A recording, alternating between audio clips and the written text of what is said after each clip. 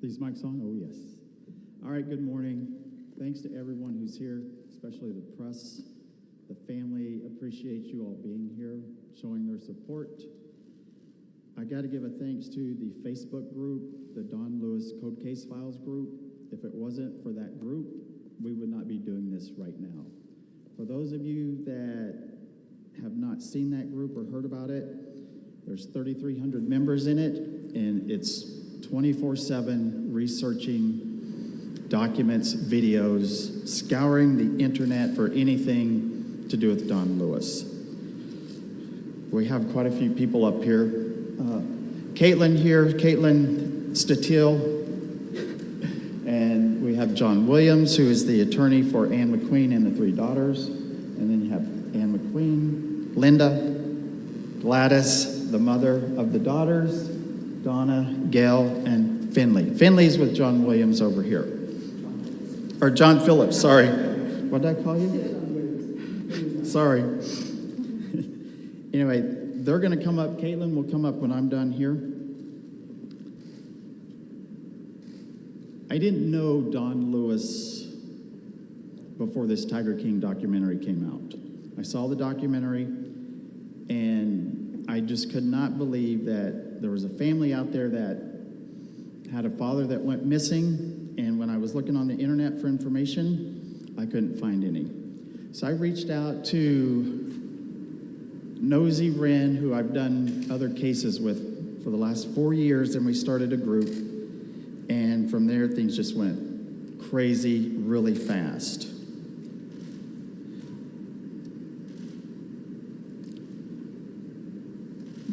The group, if you've seen a documentary called Don't Mess with Cats, the group is kind of like that, where, I'll say Cheryl McCollum, who's the director of the Code Case Institute, said, you guys are like Don't Mess with Cats, or don't mess with bigger cats. But we just dig and dig and dig and find everything we can. I'll give you an example. The septic tank. There's a theory about the septic tank. In the documentary, Carole stated that the septic tank was put in long before Don went missing.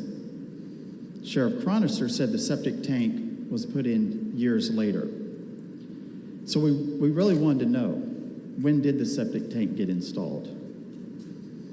So we started digging. We ended up finding out that the permit for the septic tank was requested on August 4th, 1997. Don Lewis was last seen by Ann McQueen on August 15th, 1997. On August 6th, the first load of dirt was brought out for the septic system. We have the receipt for that dirt. On August 14th, another load of dirt was brought out for the mound of the septic system, which is the last thing that they do. I talked to the company who installed it. They said the mound dirt was delivered on the 14th, and we have that receipt from August 14th, 1997. They said the mound dirt was delivered on the 14th, which means that septic system was fully installed on the 14th or the 15th at the latest. And they told me if there was ever a time to dispose of a body in a septic system, that's the time to do it. It would be just empty. And I asked her, I said, isn't there a top on it, or, you know? She said, yeah, but there's like an 18-inch clean out that you can open up. So we put that to rest. We know when the septic system was installed. We know that it's a possibility. We don't know if there's anything in there or not, but it needs to be looked into. But that's kind of how the group operates. At a certain point, we kind of hit a dead end where we really need someone to come forward in the case that has information. And there's a lot of people out there that have information, but they're scared to come forward. There's people who have animals, exotic animals. They're scared if they come forward that they're going to lose their animals somehow. They're worried that if they come forward, that they might get charged with a crime. And they just don't want to do it. They're worried that they will be targeted. they will go broke defending themselves, or there's just a whole list of things. So the group decided and the family decided that we should get a reward fund together and see if that would help get someone come forward. Another thing that we did was we talked to Caitlin over here. She'll come up and give you the details, but we talked to her also, because if someone was involved and they have information, they need an attorney to work with them to get them a deal. So she'll explain that. The reward, which you can see up here, and I'll let Donna, she'll go into more details on that, but I want to make something really clear. Yesterday, Carole made a statement saying that I'm guessing I'm the anonymous donor for the 100K reward, because nobody would put up that much money to find out what happened to Dawn. She guessed wrong, because her reward has nothing to do with this reward. If she has $100,000 out there, you're looking at $200,000 in reward money.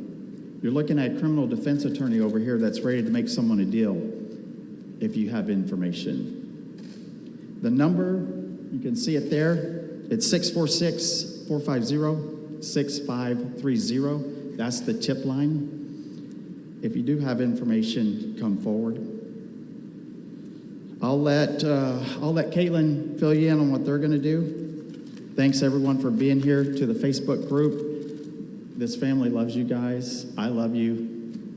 Caitlin, have it. Good morning. My name is Caitlin Statiel. I have some cards up here if anyone needs spelling or information on my name.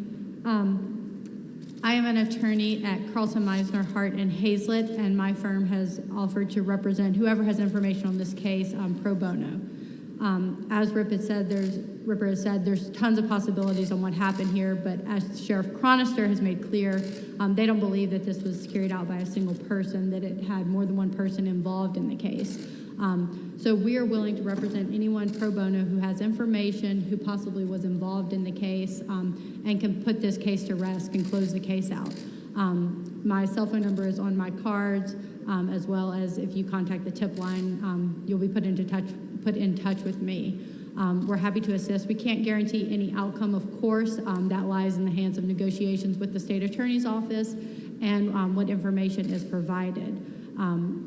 However, we're not seeking any compensation. We will aggressively defend you and the case with any information that you can bring forward. If anyone has any questions, I'm happy to answer questions after everyone is done. Ripper, is there anything else you would like me to address? Okay. Again, my name is Caitlin Statiel from Carlson, Meisner, Hart, and Hazlett. If anyone has any questions, I'm happy to take them after we complete here. My cards are up here. I can be reached by cell phone or the tip line. So, thank you.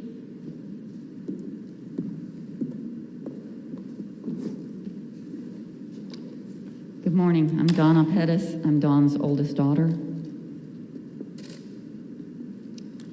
We had lost all hope of ever knowing what happened to Dad, but through the efforts of Ripper Jack, this warrior for justice, and his team, hope has been restored. We owe them a great deal of gratitude. I'd like to welcome aboard John Phillips and his law firm. After weeks of interviewing attorneys, we finally found someone that we believe can handle this case. And we're looking forward to working with them. As you see behind me, the billboards, we worked for weeks raising the money. And then at the end, an anonymous donor came forward guaranteeing the $100,000. And for that, whomever that person is, we are so grateful. We're hoping that with these funds, someone will have the courage to come forth and provide the information necessary to solve this case. Thank you.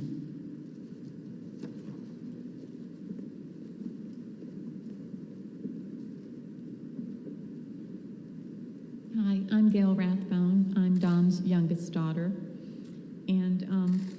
just so grateful for the outpouring of support we have received from everyone due to the coverage of our father's mysterious disappearance in the Tiger King series. Amazingly, our little family tragedy has become your tragedy. Our search for closure and truth has become your mission also. You know, my father, he was a quirky, intelligent, unique man, and we all know by now that he was not a perfect man. But do only the perfect among us deserve justice? We're asking that anyone with vital information please come forward so that progress can be made on his case. Years ago, when my sister Donna called me to tell me the devastating news, I was shocked. I still, to this day, miss my dad. I love my dad. And for 23 years, I've gone to bed every night knowing the only chance I have of seeing him again is in my dreams. For 23 years, I've woken every morning to the heartbreak of his strange disappearance. But hopefully, with all this help we now have, one day soon, we and you too will know the truth, and we will all finally know what happened to my dad. Thank you.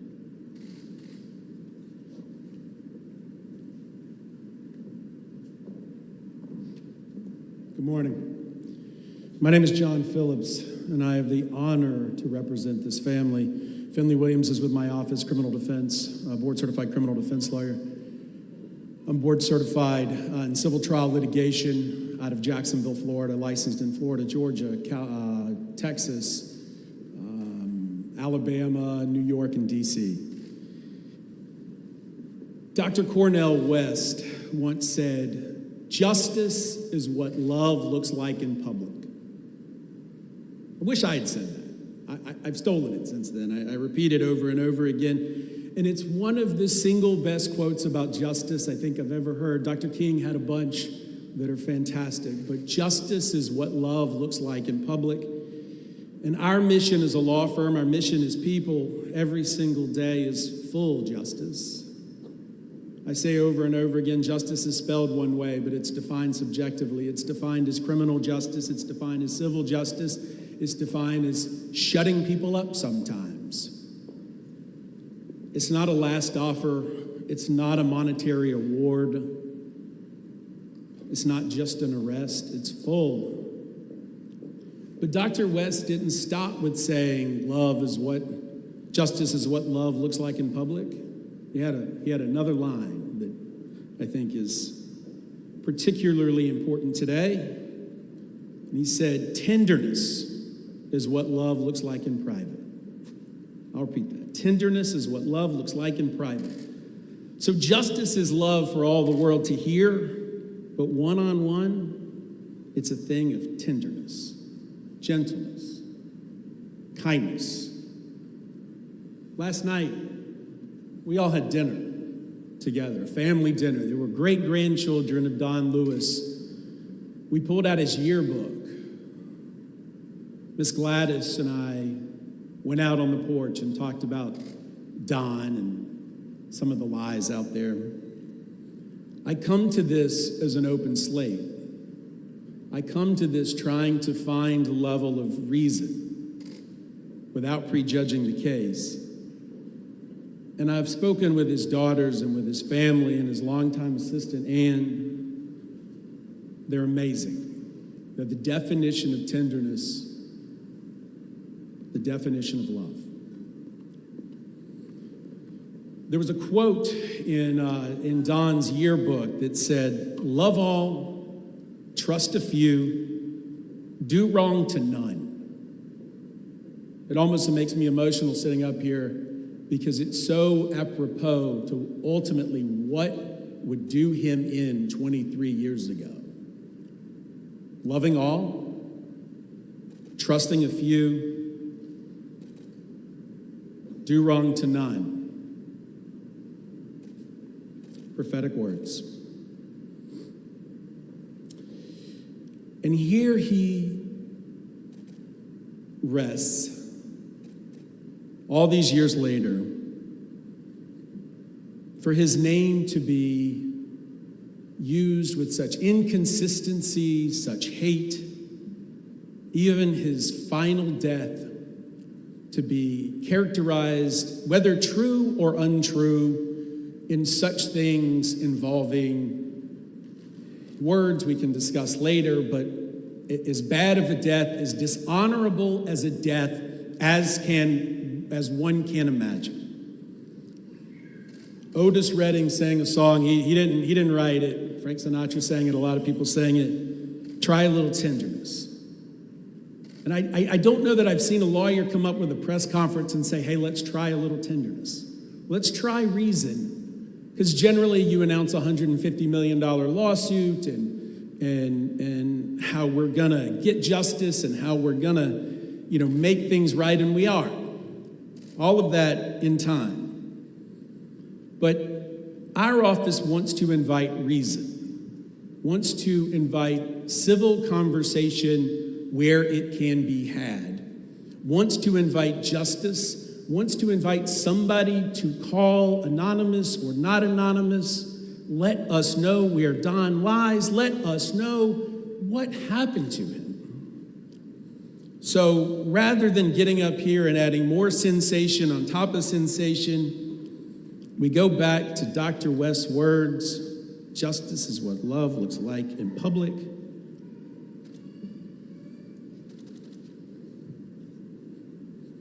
Resolving this case is in everyone's best interest. It's in Carole Baskin's best interest. If she cares about Don West, and I want to believe you can't be married to somebody without caring about him, I've seen that happen. But I invite her to the table.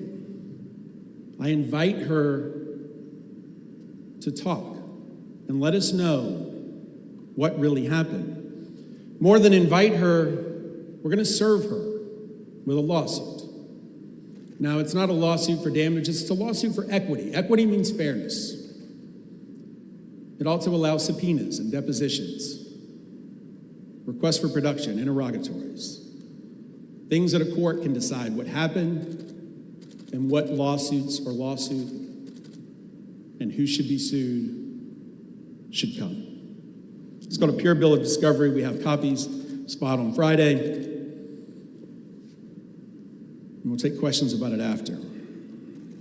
But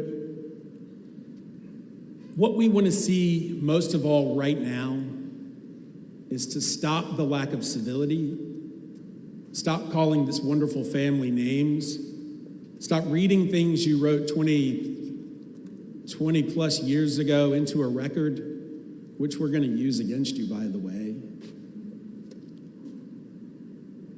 Stop defaming people. Let's just figure it out. Let's get together and figure it out.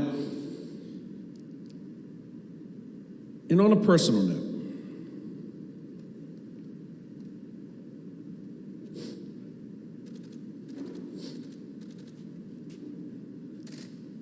my wife's mother died Thursday.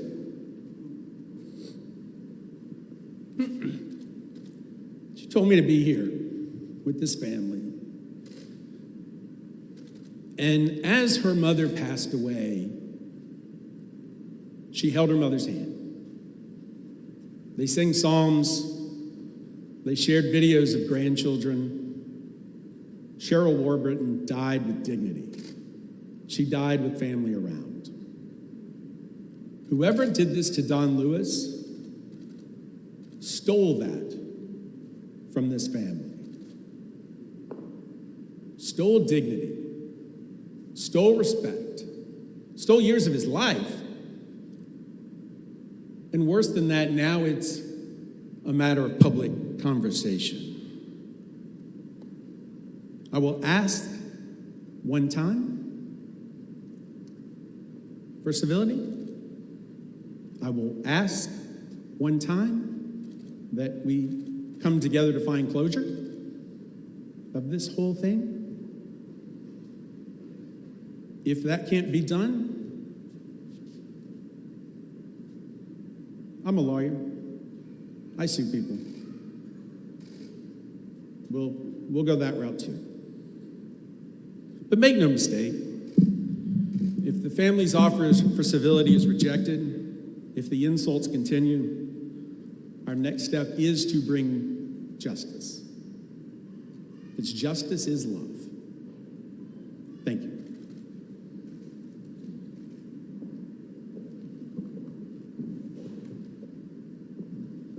If anyone has questions, the family is not going to be taking any questions, but myself, I'm Jack. Some of you know me as Ripper. I'll take questions. John will take questions, and Caitlin will take questions. And you want to do them down here or stay up here? How do you want to do it? All right, so if anyone has questions, feel free to ask and direct who you're with and who you want to ask the question to, please. John, I have a question for you. Because a lot of debate about the will and the signature on the will. Right. Tell me about that. What have you looked into? Are you getting handwriting analysis? Certainly. So you'll see in our pure bill of discovery, there are 3 parties currently. One is Carole Baskin, who has information about all of this. One is a lady named Susan Arnoff Bradshaw. She was the witness on one of those wills who since recanted. We need to, again, I come at this with 30 gigabytes of information thanks to the Facebook group, with people submitting tips every day. I got off of HLN on gosh, that was yesterday, and the tip line immediately started ringing.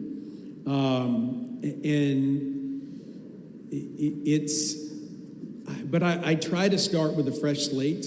There's some very concerning things. I've held some of those documents up to other documents, and there's some concerns there. But we hope between Ms. Baskin and Susan that we can get answers to that issue.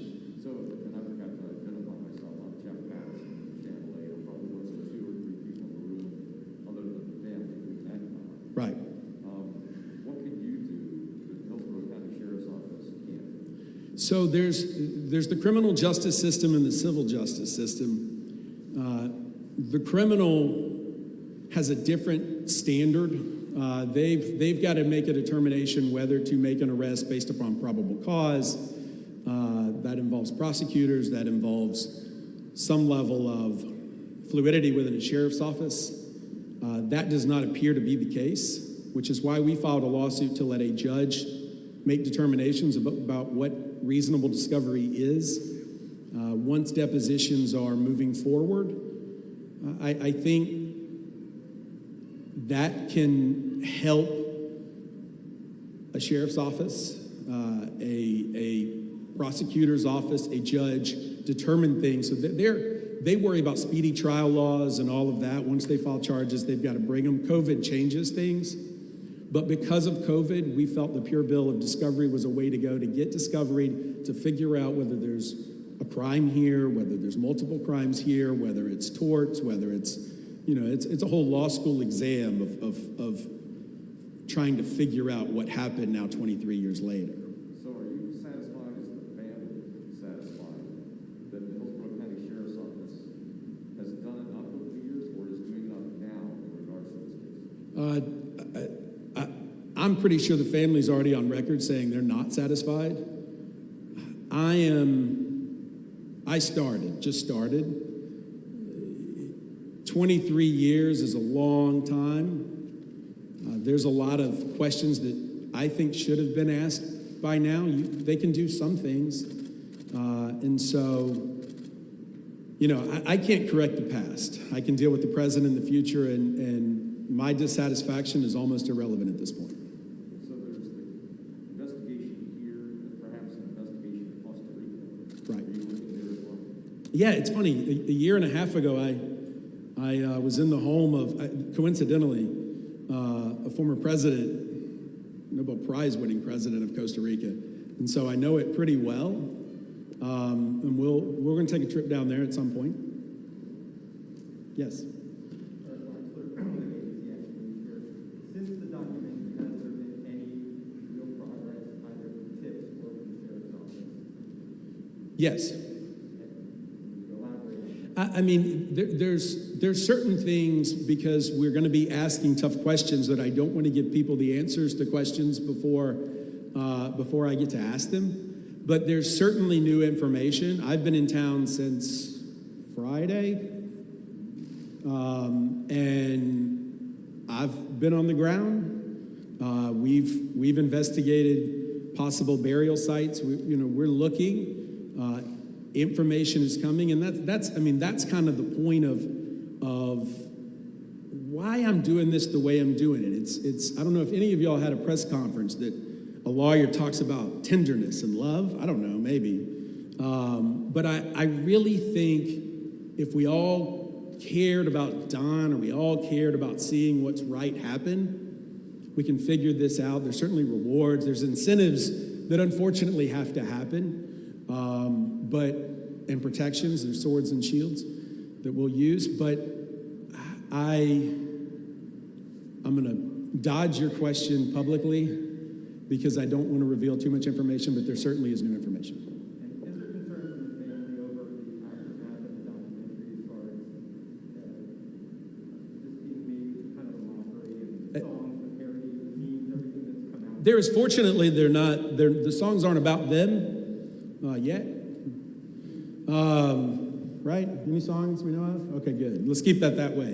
And that's what I'm trying to do. I've heard it. It is what it is. What I wish is, and this is my invitation. This is, hey, remember when your little brother got mad and he hit the reset button? I'm little brother coming in here and say, look, let me hit the reset button. Let's figure this out. If you crave, and I mean anybody, if you crave more 15 minutes, you'll get them. But if you want to see Tiger King and all of that came with it result in justice, I think there's a big opportunity here to solve a 23-year-old cold case. The family dinner,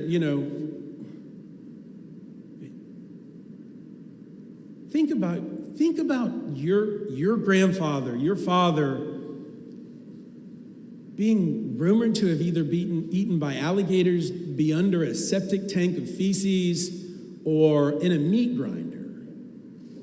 That is not, and it shouldn't even be tolerated. I'm not shaming reporting it. I'm shaming, why can't we just now stop and say, let's just stop that? Because it takes people to perpetuate that. Now, the fact is we're going to have to investigate that because I think there could be merit to some of those theories. Spoke to somebody the other day that indicated there might be merit to one or more of those theories. But again, and somebody that has something to hide may not want to go sit at a table and communicate. And that's what we'll determine first. And I reached out to Carole when she called this press conference a publicity stunt. Is that disappointing to hear her say that? There's nothing Ms. Baskin can say that's going to disappoint me. I've got to go to a funeral tomorrow. But this is real. And she can do what she wants. I invite her to pick up the phone. 1-800-LITIGATE. You'll have me on the phone within 30 minutes, except for probably tomorrow.